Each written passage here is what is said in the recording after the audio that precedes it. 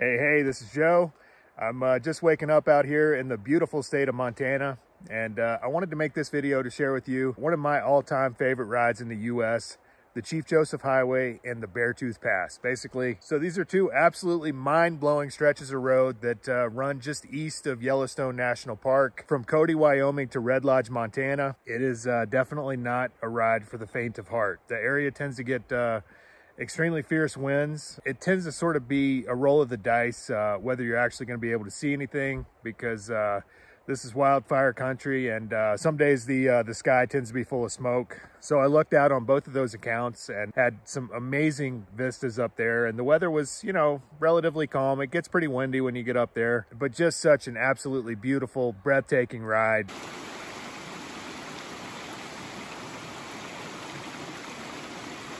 So as always, if you enjoy this video, please hit like and subscribe. And as usual, I've included an optional donate link in the drop box if you'd like to contribute to this project. Additionally, I'm still doing this 100 reels in 100 days deal. If you want to follow me on Instagram, 15 to 20 seconds of just random, you know, whatever happens to be going on wherever I'm at. So you're more than welcome to check that out. It's at Dirty Motorcycle Vagabond. Otherwise, thanks for watching, and we'll see you on the road.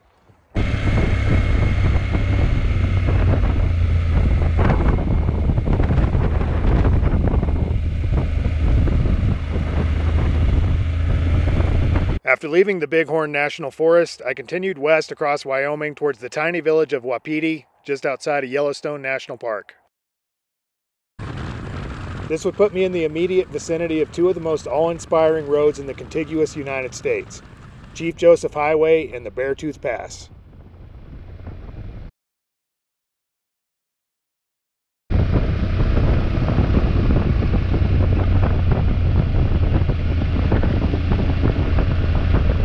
My first stop along the way was a tiny town called 10 Sleep. According to Native American tradition, which measured geographical distance in the number of sleeps it took to reach a place, it was 10 sleeps from here to each of the camps where they spent the winter, hence the name.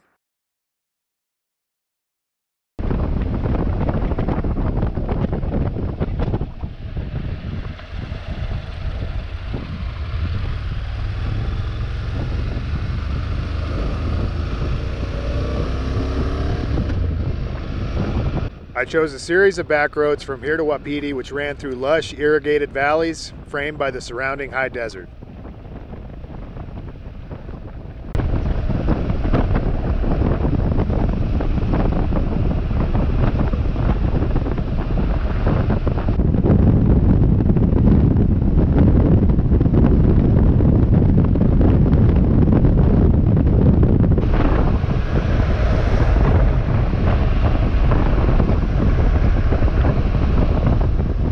Along the way, I passed through the incredible town of Cody, Wyoming, famously founded by soldier, cowboy, and showman Buffalo Bill Cody. I stocked up on sardines, instant noodles, and water, then headed west toward the Rocky Mountains. The Cody Stampede Park features a rodeo just about every night, except, as it happens, whenever I'm in town.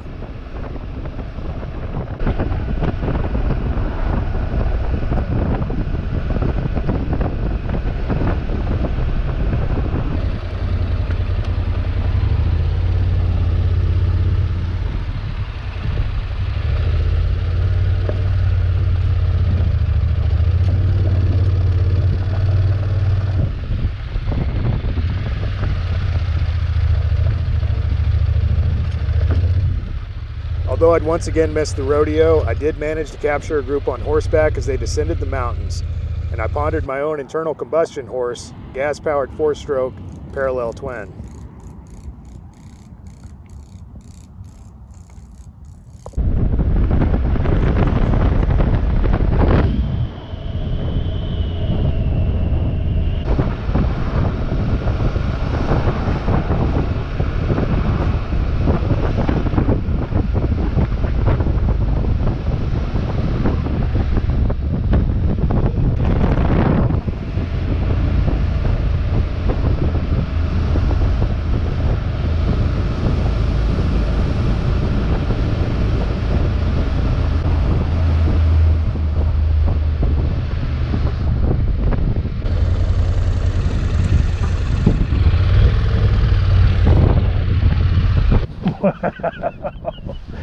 This is freaking incredible, man. Yellowstone basically is over that way. Look at that water.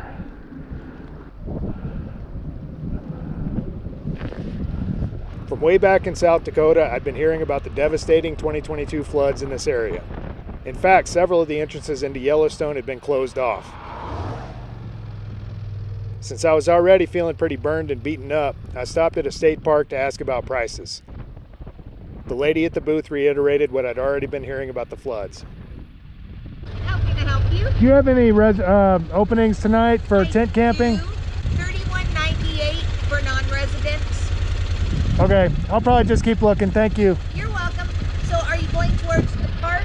Yeah, I stayed last time at the big game campground. It was a little cheaper. Yellowstone National Forest. Yep. And big game is the closest one. When they said Yellowstone was closed, everybody canceled their stuff, and the whole area has suffered immensely. Our water, we were really low. We were worried about a drought because this water's 96,000 acres of farmland. Wow. And so it was really low. And then Memorial Day weekend, we had a 3-foot winter, heavy, wet spring snow up in the mountains. And they said, oh yeah, this is $1 million snow. And then the rain came, and then the flooding came. This started filling up. It was coming from the North Fork River and the South Fork River that comes in on the other side, the South Fork of the Shoshone. And it started raising at 1 foot a day, and then 1.5 feet, and then for a week it raised at 3.5 feet a day. A day? A day. Wow. Had to move the boat dock twice in a day. No kidding. Yep. That brought the water level up pretty quick then, huh? Pretty quick. It took out so much of other places because they were going through the same kind of thing, but that gives you an idea of the volume. Yeah, so I stayed at that big game once last year. I'll go check that out. Yeah, it really is a nice one to stay at. Yep. Okay, appreciate it. Or the best camping one is Clearwater, that's further up and on this side. Okay, cool, thank you.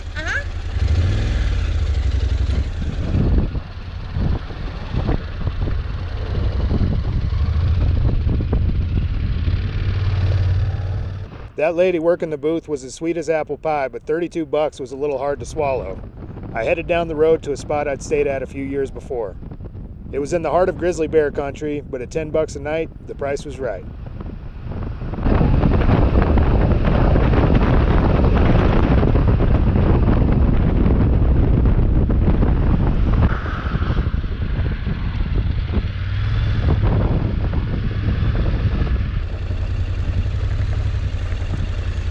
You the host? No. Oh.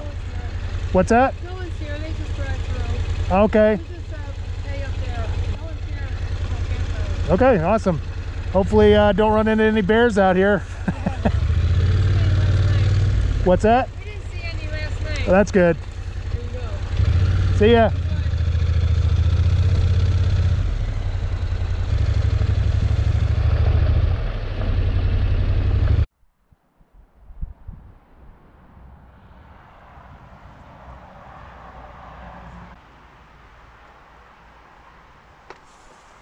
This was a place I stayed a couple years ago, $10 a night, but this is definitely in grizzly bear country, but luckily the people that were pulling out told me they didn't see any last night, so I guess that's a good thing.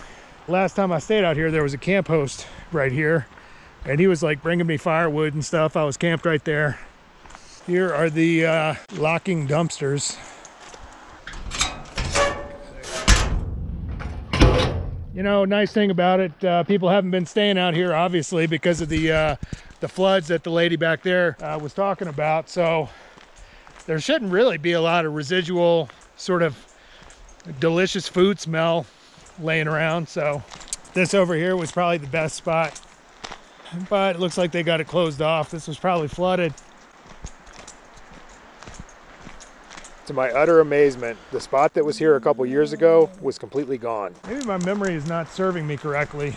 So Yellowstone National Park is right over that way.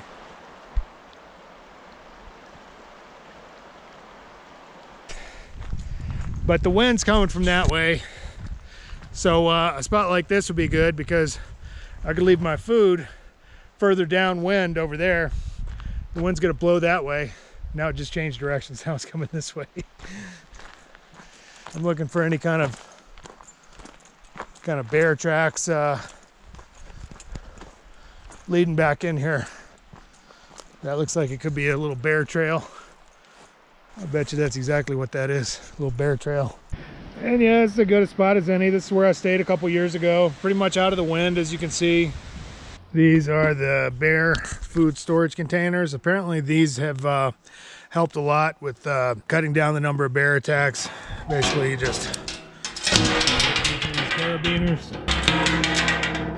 This thing should just pull down.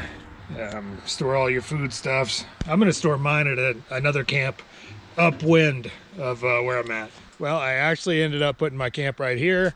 This was the most level ground I could find, and presumably I've got some dew coverage up there under the tree. So the spot over here was just really lumpy. It seems like the whole place has been flooded, and now it's all just nasty lumpy ground and mushrooms growing. So you're sort of like putting your tent right on top of a wet sponge kind of deal. So that's on the high ground under the tree, so you know, flat and level.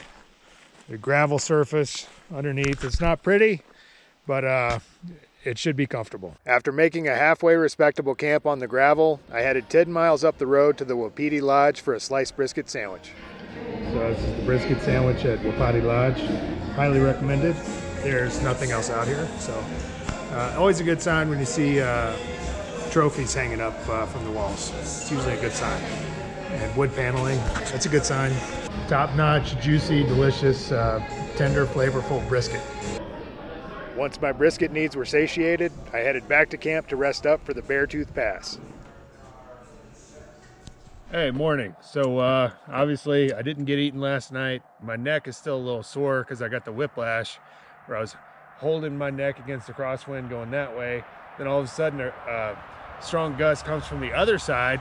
It just jerks my head that way. So I'm still attending to that, but actually it doesn't feel too bad. Just absolutely slept fantastic last night. I am getting all of my gear on for the ride up through Beartooth Pass.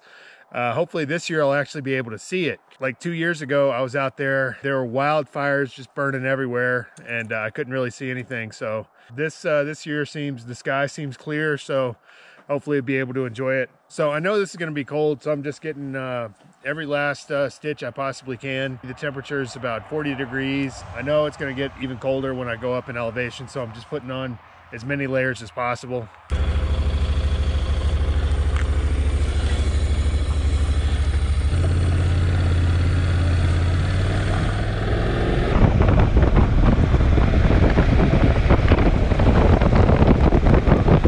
Alright, so the first part of this journey is going to take us on Chief Joseph Highway and then up to the Beartooth Pass. I am absolutely chomping at the bit to do this. The weather's perfect, wind's not blowing at all, so let's go do it. A lot of folks talk about the Beartooth Highway, and that's all good. But for me, it's the road preceding it. With its huge expanses of rolling hills and ever-present sickly sweet odor of sage-grass, Chief Joseph Highway seems to beg the rider to go further and further into the Rocky Mountains.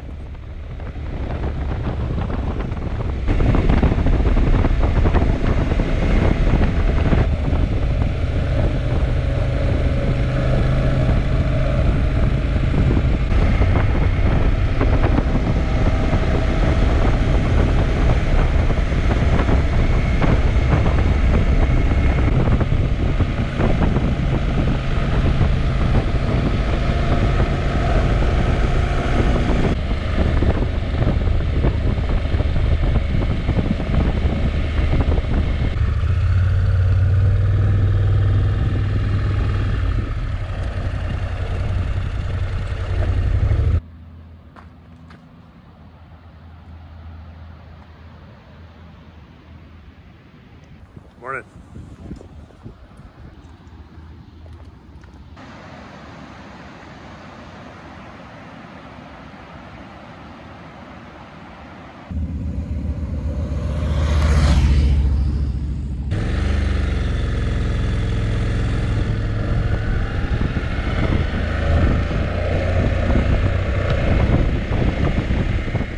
next section of this ride is Route 212, the Beartooth Highway.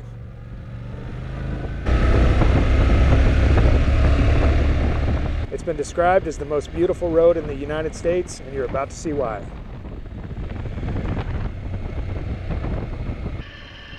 Just like the last time I was here, part of the road was under construction. I wasn't sure if this was due to the floods or if sections of the road were simply always in flux and in need of human attention.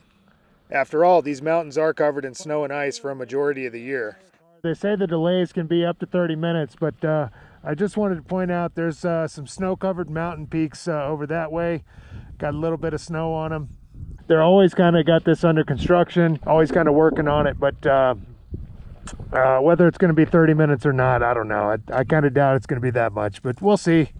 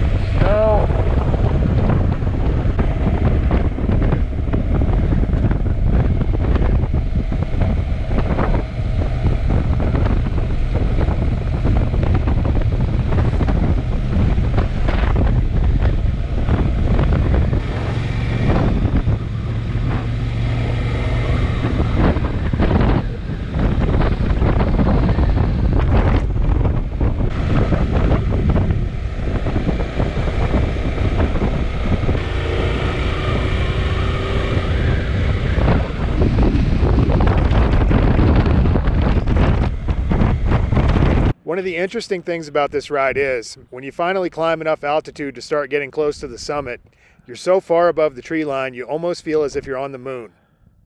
They call this the Alpine Zone.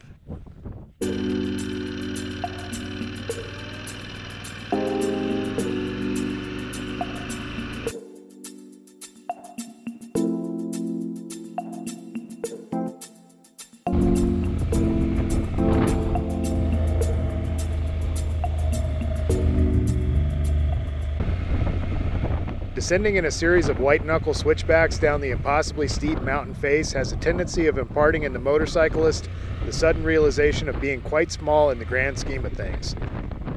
It's a humbling experience just to be here.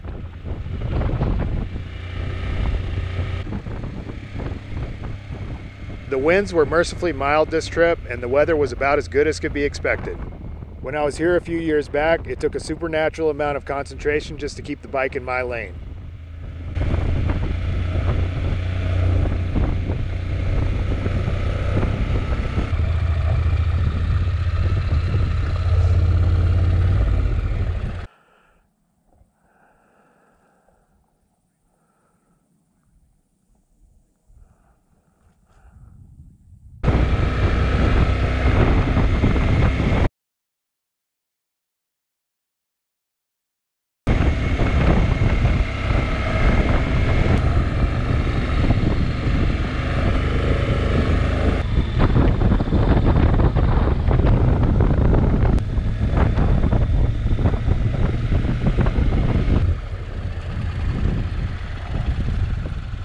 I continued descending the mountains into the state of Montana and towards the town of Red Lodge.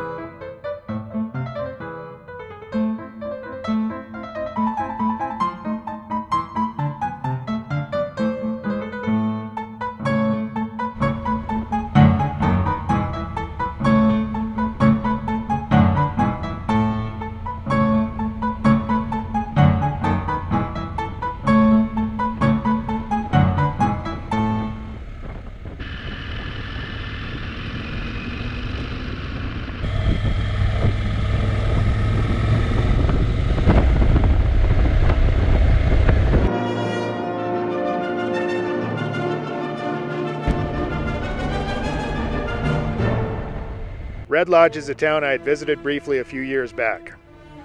Little did I know, my adventures here were just beginning.